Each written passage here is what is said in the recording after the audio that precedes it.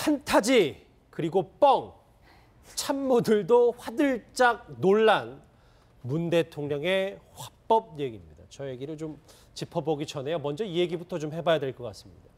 문재인 대통령이 외신과의 인터뷰에서 사드 마크 합의를 이례적으로 처음 공개했습니다. 먼저 사드에 대해서 언급했던 과거 목소리부터 듣고 오겠습니다. 북한이 6차 핵실험을 강행하고 계속해서 핵 도발을 계속해 나간다면 그때는 사드 배치가 불가피할 수 있습니다. 사드 배치 문제로 저를 공격 많이 했는데 보셨죠? 미국 백악관에서 사드 배치 한국의 다음 대통령이 결정해야 한다. 어떻습니까? 저 문재인 말이 맞지 않습니까? 저 얘기는 기존에 이제 문 대통령이 하고 있었던 사드에 대한 철학을 얘기하는 거고요. 오늘, 그러니까 어제 밤부터 오늘까지 이제 보도된 이제 외신 인터뷰입니다. 올해까지 사드 1기를 배치하고 나머지 5개는 내년에 배치하기로 했었다. 그러나 어떤 연유에서인지 모든 절차가 앞당겨졌다. 무슨 일이 있는지 조기에 배치됐다. 이현정 의원님, 문 대통령이 이렇게 마크에 뒤에서 합의한 내용을 공개한다? 이유는 뭐라고 보세요? 일단 사드 같은 경우는 이제 한 세트가 6개의 발사대로 구성이 되어 있습니다. 그래서 현재는 지금 2기는 지금 현재 배치가 실전 배치가 돼 있고 나머지 4개는 지금 외관 미군 기지에 이제 보관이 돼 있는 상황이죠. 지난번에 문재인 대통령이 깜짝 놀란 게 4기가 외관에 들어와 있다는 사실을 뒤늦게 알고 이제 그걸 질책을 했었는데 이제 한미 간의 합의는 아마 그렇게 된 것 같습니다. 일단 올해는 상징적으로 일단 1기만 배치를 하고, 왜냐하면 이 1기 배치는 실전에 운용할 수가 없습니다. 그렇다 보니까 일단 상징적인 어떤 걸 하고, 그 다음에 나머지 이제 5기는 이제 내년에 배치를 하면서 현실화하는 뭐 이런 쪽으로 이제 본인은 생각하고 있었는데, 이 탄핵 국면이가 그 대행 황교안 대행 어떤 그런 그 기간을 거치면서 실적으로 이게 갑자기 앞당겨졌다는 거죠. 그러니까 2기가 갑자기 배치가 되고 4기도 이제 들어와 있었는 것이거든요. 그걸 이제 뒤늦게 이제 공개를 한 것인데, 저는 아마 2가지 포석이 있지 않나 싶습니다. 하나는 과연 왜 나도 모르게 실제로 이런 어떤 결정들이 급박하게 이루어졌던가. 즉, 이 새로운 정부 출범을 앞두고 왜 이렇게 전 정부에 서둘렀는가. 이 이유는 무엇인가라는 게 의문이고, 또 하나는 나는 사드를 반대하지 않는다. 사드 배치는 기본적으로 반대하지 않고 동의한다. 그렇지만 절차에 문제는 있는 것이다. 지금 왜 누가 이 절차의 합의를 깨고 했는 것인가. 그 부분에 대해서 내가 문제를 하는 것이지, 이 사드 배치의 그 어떤 타당성에 대해서 내가 지금 반대하는 것은 아니다라는 것을 인정하는 것이거든요. 그러니까 그러면서 본다 아마 문 대통령이 이제 이 문제를 로이터 통신과 인터뷰 제기를 한 것은 제가 볼 때 한 2가지 포석이 있지 않나 싶습니다. 예, 뭐 2가지 포석을 짚어주셨는데 저도 어떤 이유에서인지 알 수 없다라는 그 표현이 참 귀에 들어왔는데, 앞으로 그럼 그 배경에 대해서 진상조사를 하겠다, 뭐 이런 뜻도 함의하고 있다고 봐야 될까요? 진상조사를 하지만 진상이 쉽게 밝혀지게 하겠습니까? 그러나 뭐 진상조사라는 어떤 그런 특별한 내부 국방부 내부라든지 아니면 정부 부처 내부에서의 뭐 조사든 아니면 특별한 기구를 통한 조사든 이걸 뭐 저는 뭐 이렇게 하지는 않을 거라고 봅니다. 그럼에도 불구하고 어느 정도 진상은 드러나지 않겠습니까?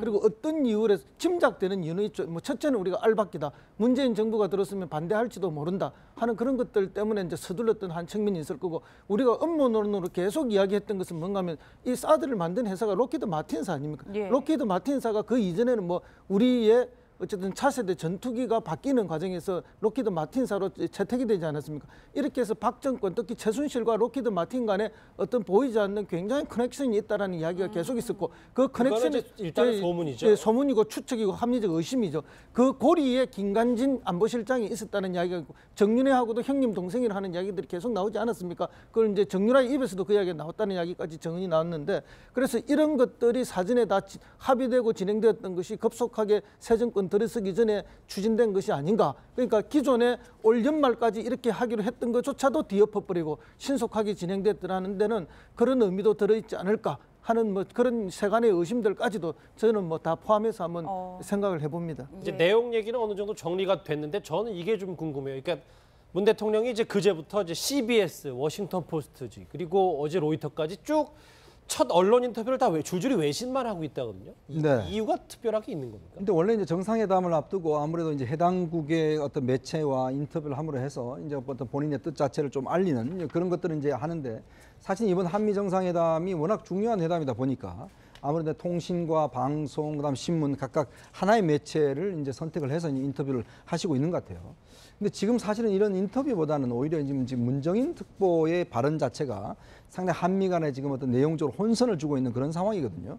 특히 문정인 특보가 지금 미국 가서 한 발언 자체가 미국 조야에 있어서 과연 그 문재인 대통령의 대북관, 그다음에 북핵에 대한 인식, 또 사드에 대한 어떤 이 문제, 이게 뭔가 그것인가에 대한 논란이 상당히 일고 있습니다. 특히 이런 것들이 이제 바로 예를 들어서 똑같은 의견이 트럼프 대통령과 회담을 했을 경우 나타났을 경우에 상당히 회담 자체가 어떤 충돌로 갈 수도 있다. 이런 우려들이 사실 있는 것이거든요. 그렇기 때문에 좀 제가 볼 때는 아마 이런 어떤 다양한 어떤 인터뷰 자체가 보면 그걸 좀 불식시키기 위한 측면도 좀 있는 것 같고, 또 하나는 이제 사드나 이런 문제에 대해서 일단 입장은 확고하다, 이런 부분은 이제 확신을 주기 위해서 하는 것 같은데, 일단 지금 메시지 자체가 좀 여러 군데로 나가기 때문에 실제로 미국 조야에서 과연 문재인 대통령의 진심은 뭘까, 이런 부분에 대한 조금의 궁금증들을 많이 일으키고 있는 상황이거든요. 그래서 아마 이거는 아마 트럼프 대통령과의 회담에서 상당히 어쩌면 좀 빨리 정리를 하고 가지 않으면 혹시나 충돌의 지점도 저는 예상을 하고 있습니다. 그러니까 일부러 뭐 국내 언론과 인터뷰 안 하고 이런 건 아니잖아요. 그렇죠. 이제 국내 언론보다는 지금은 사실은 좀 정상회담에 집중해야 되기 때문에 주로 외교안보 문제를 좀 집중을 하는 것 같고, 아마 갔다 오시면 하겠죠. 예, 사드 마크 합의까지 처음으로 공개하면서 약간 조금씩 흘리는 듯한 문 대통령의 여러 가지 전략이 숨어 있는 듯한 화법도 있지만, 아까 저희가 잠시 확인했던 것처럼 간혹 독특한 단어를 사용해서 참모들을 당황스럽게 만들고 있는 문재인 대통령이기도 합니다. 어떤 표현이 있었는지 한번 같이 들어보시죠. So there is a possibility that Kim Jong-un continues to make the bluff with his nuclear weapons programs, but deep inside he is actually yearning or wanting dialogue. 공주님은 제가 대통령으로 취임하고 난 이후에 처음 유럽에서 오시는 첫 귀빈이십니다. 게다가 저는 이 서양의 공주님을 지금 처음 뵙는 것이어서 판타지한 그런 느낌이 듭니다. 네, 저는 뭐 뻥이란 말과 판타지하다라는 말이 참 귀에 들어왔는데, 이 말을 듣던 참모들도 굉장히 깜짝 놀랐다고 하더라고요. 예, 뭐 꼭 정상회담을 해야 될 상대가 트럼프 대통령 아닙니까? 그 트럼프 대통령의 뭐 언어 사용 방법을 우리가 너무나 잘 알고 있는데, 아마 문 대통령도 이제 미리 한번 그런 언어 사용법이라든지 대화법에 대해서 이렇게 외신을 통해서 한번 보여주시는 게 아닌가 하는 그런 느낌을. 트럼프는 트럼프로 맞불러는 예, 거죠. 뭐 꼭 같은 방식은 아니지만 한번 그런, 저는 뭐 개인적으로 그런 느낌을 초기에는 많이 받았습니다. 어제 이야기에 처음 나왔을 때. 예. 그렇게 받고, 이제 실제로는 이제 뭐 북핵에 대한 나의 인식이라든지 이런 것들을 간명하게 보여줄 수 있는 게 이런 용어들이죠, 사실은. 그래서 아마 이렇게 쉽고 아주 편하게 그리고 아주 간결하게 전달하는 용어로서 저는 선택했다고 봅니다. 그러니까 이게 기존의 외교적 수사나 군사적 용어를 쓴 거, 정치적 용어를 쓴 것이 아니라 우리가 일상적으로 쓰고 편하게 전달할 수 있고 간결하게, 그리고 그 뭐라 그럴까요, 효과 만점의 그런 언어들을 선택해서 전달하신 게 아닌가, 저는 그렇게 봅니다. 예. 근데 저 이수희 변호사님, 원래 지금 지난 대선 때 이제 5명의 후보 토론회가 있었을 때도 그 중에서 가장 문재인 당시 후보가 정제되고, 그리고 좀 다소 어찌 보면은 이제 세게 거친 발언을 좀 삼가했던 이제 인물이기 때문에 이거에 대해서 좀 많은 생각들이 드네요. 이게 이제 법조인 출신들이 좀 그런 경향들이 있죠. 노무현 전 대통령은 좀 제외고. 그런데 이게 그냥 의도적이겠느냐, 뻥이라는 말이.